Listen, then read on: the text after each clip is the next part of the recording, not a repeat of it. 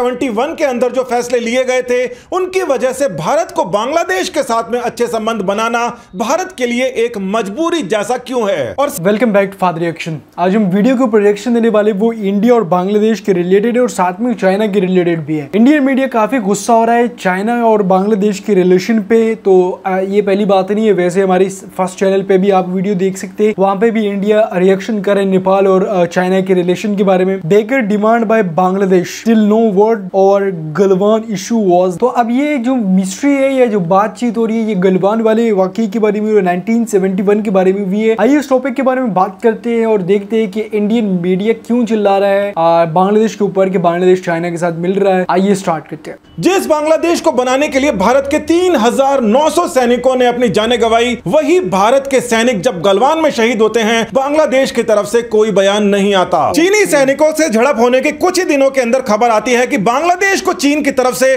जबरदस्त फायदा दिया जा रहा है और उनके 97% सामानों से ड्यूटी हटा ली गई है। बांग्लादेश के विदेश मंत्री कहते हैं कि उन्हें आधिकारिक तौर पर गलवान में क्या हुआ इस बारे में भारत ने जब बताया नहीं तो उनके पक्ष के अंदर वो बयान आखिर दे कैसे। मगर असल बात यह है कि भारत ने ना केवल बताया था बल्कि आधिकारिक तौर पर सूचना दी थी कि कम्युनिस्ट चीन ने एक लोकतांत्रिक और आजाद देश के सैनिकों पर जमीन कब्जाने के लिए धावा बोल दिया था। इस बात को समझना जरूरी है कि 1971 के अंदर जो फैसले लिए गए थे उनकी वजह से भारत को बांग्लादेश के साथ में अच्छे संबंध बनाना भारत के लिए एक मजबूरी जैसा क्यों है। और साथ ही भारत के लिए इस समय बांग्लादेशी प्रधानमंत्री शेख हसीना इतनी महत्वपूर्ण है कि प्रधानमंत्री मोदी उन्हें परिवार के सदस्य की तरह सम्मान देते हैं। बांग्लादेश को भारी चुनौतियों से निकालने वाली महिला भारत के लिए उतनी जरूरी क्यों है। विदेश नीति इतिहास से नहीं चलती, वो आज के समय की जरूरतों के हिसाब से चलती है और हर एक देश के नेता के लिए यह जरूरी है कि वो अपने देश के लोगों के लिए क्या फायदा निकाल कर लेकर आए। यह एक बहुत ही बड़ा कारण है कि बांग्लादेश को लंबे समय से जो चीन से फायदा मिल रहा है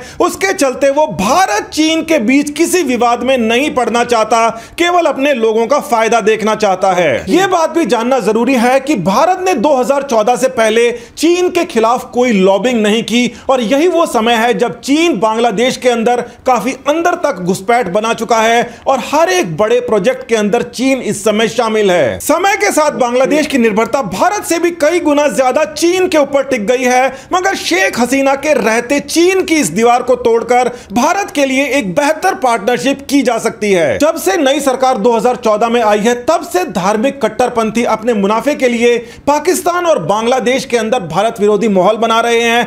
ऐसे एलिमेंट्स को कंट्रोल करना बांग्लादेश के लिए भी फिलहाल काफी मुश्किल है। शेख हसीना का यह दौरा जिसमें मोदी उनसे काफी सहज तरीके से मिल रहे हैं, ये तस्वीरें लंबे समय तक भारत बांग्लादेश की जनता को अपनी सोच को रीसेट करने का मौका देने वाली है। रूलिंग पार्टी बीजेपी के भी कई सीनियर नेताओं का मानना है कि शेख हसीना बांग्लादेश के माइनॉरिटी हिंदुओं के लिए भी एक बेहतर लीडर है और इनको भारत की तरफ से पूरा समर्थन मिलना ही चाहिए। मगर फिर भी इस बात के ऊपर नजर जाती है कि बांग्लादेश का जो रुख था गलवान के समय वो तो था ही, इस समय भी शेख हसीना आने से पहले एक बड़ा खेल करके आई हैं। चीन भी नाराज ना हो और भारत के ऊपर भी चाइना कार्ड खेलकर दबाव बनाया जा सके, उसके लिए ठीक इसी समय एक ब्रिज का उद्घाटन किया जाता है। बांग्लादेश चाइना फ्रेंडशिप ब्रिज के लिए $95 मिलियन में से तकरीबन $70 मिलियन चाइना ने ग्रांट दी थी। भारत के सैनिकों के बलिदान के ऊपर बांग्लादेश का जन्म हुआ था और जन्म होने से लेकर अब तक बांग्लादेश को भारत से कुछ ना कुछ मिलता रहता है और उनकी वर्तमान प्रधानमंत्री भी इस समय भारत में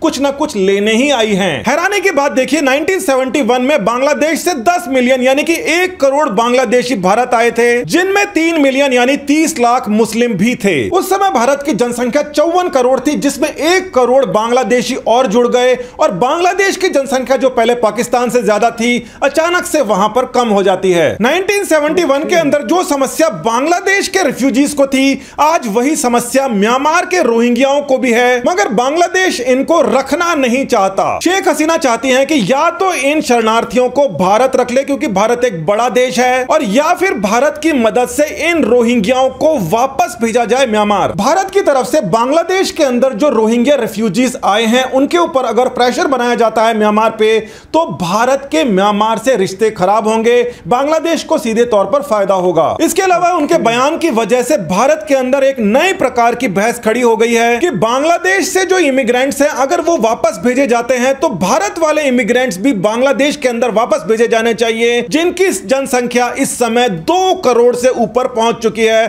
सरकारी आंकड़े बताते हैं। हितों के टकराव पर नीतियों की बहस तो होनी ही चाहिए कि भारत कहां तक अपने नागरिकों के नुकसान पर किसी दूसरे देश को फायदा पहुंचाता रहेगा। बांग्लादेश के अंदर रोहिंग्या एक बहुत ही बड़ी समस्या बन गए हैं, मगर देखा जाए तो भारत के लिए भी यह एक बहुत ही बढ़िया मौका है। शेख हसीना ने यह बयान दिया है कि इनकी वजह से आर्म्स कॉन्फ्लिक्ट, ट्रैफिकिंग वगैरह बढ़ गई है और यह स्टेटमेंट भारत को इंटरनेशनल लेवल पर काफी मदद कर सकता है। प्रॉब्लम यह है कि भारत अगर इस प्रकार की सही स्टेटमेंट भी देता है तो उसको एक अलग नजरों से देखा जाएगा, क्योंकि भारत के अंदर मेजॉरिटी हिंदू है, जबकि बांग्लादेश के अंदर 91% से ज्यादा इस समय मुस्लिम पॉपुलेशन है। इसी वजह से भारत की तरफ से भी इसे तत्काल रूप से वरीयता दे दी गई है और रोहिंग्या मसले पर बांग्लादेश को पूरा समर्थन देने की बात स्टेटमेंट में आई है। इस्लामिक टेररिज्म जो भारत के लिए एक बहुत ही बड़ी चुनौती है, उसको लेकर भी शेख हसीना की मदद से इसको कंट्रोल किया जा सकता है, क्योंकि वो खुद भी इस बात की भुगत भोगी हैं। विश्व के अंदर किसी भी बड़े और इंपॉर्टेंट नेता के मुकाबले शेख हसीना इस समय तक 19 बार जानलेवा हमले झेल चुकी हैं और इसी वजह से वो आतंकवाद के खिलाफ लड़ने के अंदर एक बहुत ही ज्यादा इंपॉर्टेंट मेंबर साबित होंगी। भारत और बांग्लादेश के बीच नदियों का मुद्दा, पानी के बंटवारे को लेकर एक और बड़ा मसला है। 25 साल के अंदर पहली बार दोनों देशों के बीच एक नया एग्रीमेंट भी साइन हुआ है और इसका सीधा असर शेख हसीना के सियासी कैरियर को मजबूती देने के लिए जरूर होगा। उनकी ये 4 दिवसीय यात्रा जो भारत के अंदर है, अपने देश के अंदर एक बहुत बड़ा मैसेज दे सकती है कि अपने देश के लोगों के लिए उन्होंने क्या कुछ बड़ी बड़ी चीजें हासिल की हैं। यहां पर जो भारत बांग्लादेश के बीच में 7 नए पैक्ट साइन हुए हैं, वो बांग्लादेश के लिए बहुत ही अच्छी खबर देखी जा रही है। गलवान जैसे मुद्दे पर बांग्लादेश का चुप रहना भारतीयों को बिल्कुल पसंद नहीं आता, मगर सच बात तो यह है कि 25 साल में अगर इस प्रकार के पैक्ट पहली बार हो रहे हैं तो भारत ने बांग्लादेश के साथ में अच्छे रिलेशंस बनाने में और चीन को यहां पर आकर रोकने में कोई खास बड़ी भूमिका नहीं निभाई थी। शेख हसीना की सरकार की भी अपनी बड़ी मजबूरियां हैं, मगर भारत को अपने विरोधी देश के तौर पर नहीं देखती। यह बात भारत के लिए उनको सबसे ज्यादा महत्वपूर्ण बनाती है। विश्व भर के अंदर भारत को चीन के विकल्प के तौर पर देखा जा रहा है। अगर शेख हसीना सरकार बांग्लादेश में दोबारा चुनकर आती है और भारत की वर्तमान सरकार चीन के खिलाफ ऐसा ही रुख रखती है, तो इस बात के अंदर भी प्रबल संभावनाएं हैं कि भारत बांग्लादेश के लिए चीन का विकल्प आराम से बन जाएगा और ऐसा होने पर बांग्लादेश को भारत के साथ में गलवान जैसे मुद्दों पर खुलकर समर्थन देने में कोई परेशानी नहीं होगी।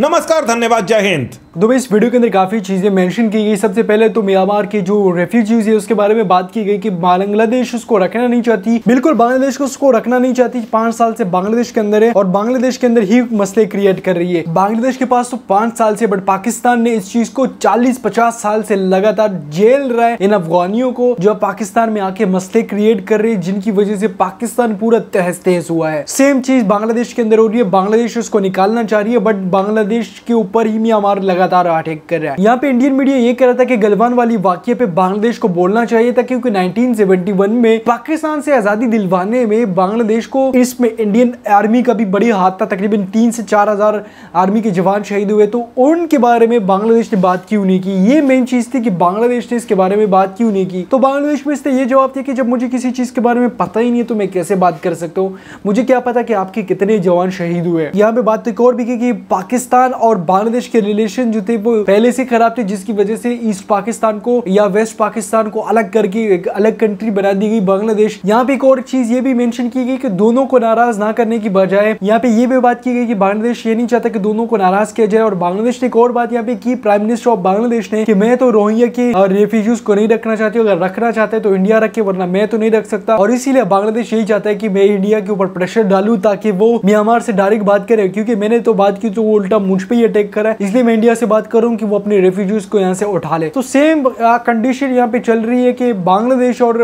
इंडिया अपने ताल्लुकात को बेहतर कर रहा है, बट यहाँ पे ये भी है कि चाइना के साथ भी बांग्लादेश के ताल्लुकात अच्छे हो रहे। तो इसमें भी इंडियन मीडिया ये कह रहा है कि यार इनके ताल्लुकात क्यों अच्छे हो रहे हैं। अगर वीडियो अच्छी लगी तो प्लीज लाइक करें, शेयर करें, चैनल को सब्सक्राइब करें।